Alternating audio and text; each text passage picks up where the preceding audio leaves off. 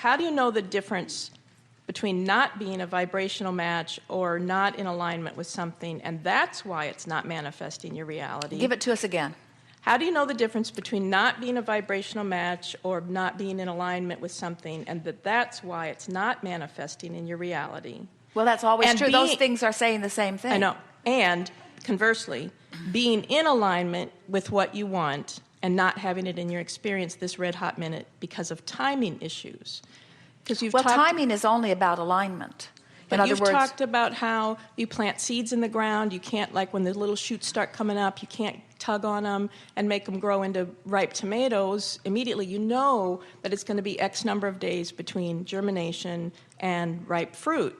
So you don't worry about it in that period of time. You can relax and enjoy the time it takes for the fruit to manifest. Or Jerry and Esther are going down the highway. They're going from Phoenix to San Diego. They know it's 400 miles. They know how long it takes to travel 400 miles. What if they plopped out of the sky, landed who knows where, and even with Magellan telling them where to go, they don't know how far away they are. They don't have any idea how long it's going to take them to get there. It would be a much more stressful journey. We agree.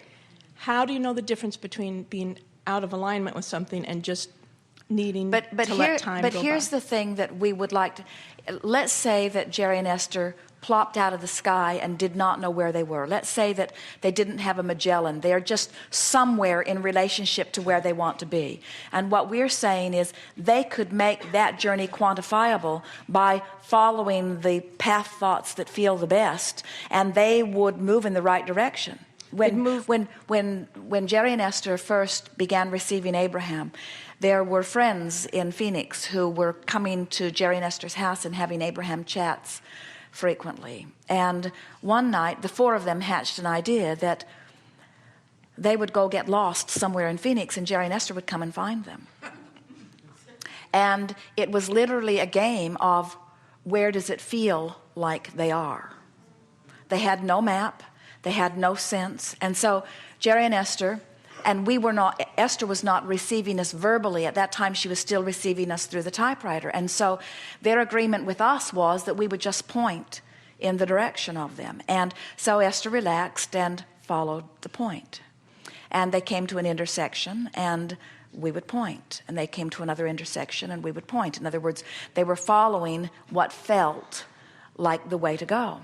And they came to a place, and we said, here. And they looked around, and their friends were not there.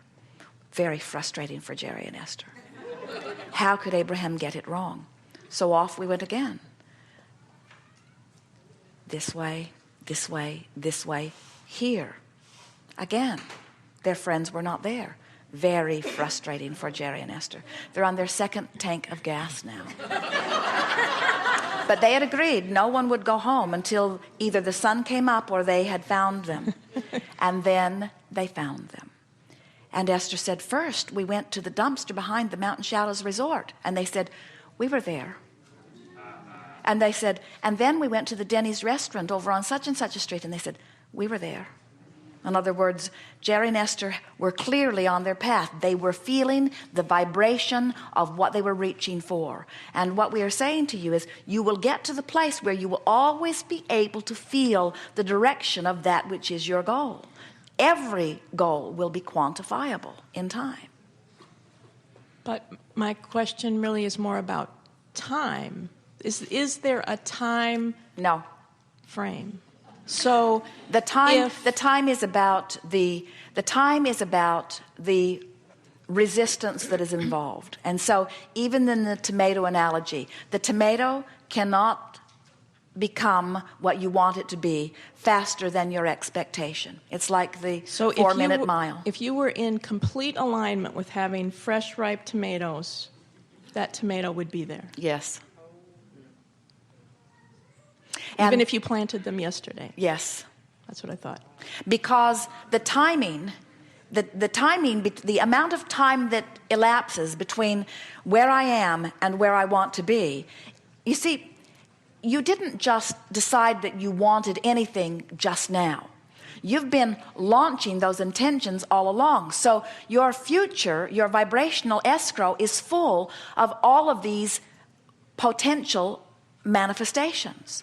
And the amount of time that lapses between where you are now and your receiving of the manifestation of them is only about the amount of time that elapses before you become a vibrational match to what you're asking for. So when you say, I want a tomato, Jerry and Esther, it's funny that you're talking about tomatoes, because Jerry and Esther love tomatoes and had not had wonderful tomatoes for a while, and they have had delightful tomatoes for dinner every night for 10 or 12 nights in a row, because everywhere they go, some restaurant has just received. The other night they had tomatoes. Jerry said, where did these tomatoes come from? And the restaurant owner said, well, they're not local, because our local tomatoes are very green and hard right now. And Jerry said, well, wherever did you find these? And he said, Holland. We fly them in every week. They are grown in water without soil, hydroponically. And Esther said, and they came for us. In other words, she knew. They've been planning on being at Luciano's. They've had it written in their calendar for weeks and weeks and weeks, and the universe just made sure that when they got there, the tomatoes were there. Jerry and Esther didn't have to plant them. They just had to want them, you see.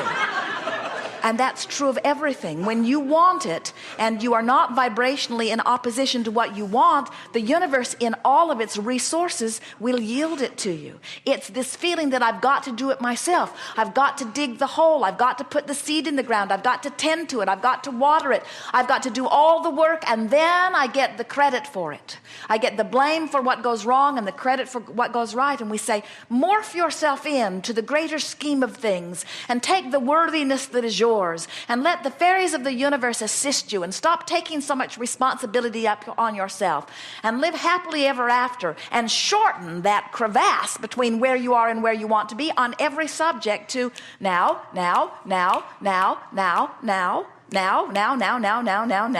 Ride the wave. Just pluck the fruit. In other words, you don't have to be the one that puts it in the ground anymore. You can just skip across the top of things and pluck the fruit of all of the things you want. Oh, orgasm. Oh, food. Oh, delicious this, delicious this, delicious this, delicious this. In other words, it's all right there for you, ready for you to receive it as fast and as soon as you will vibrationally let it in.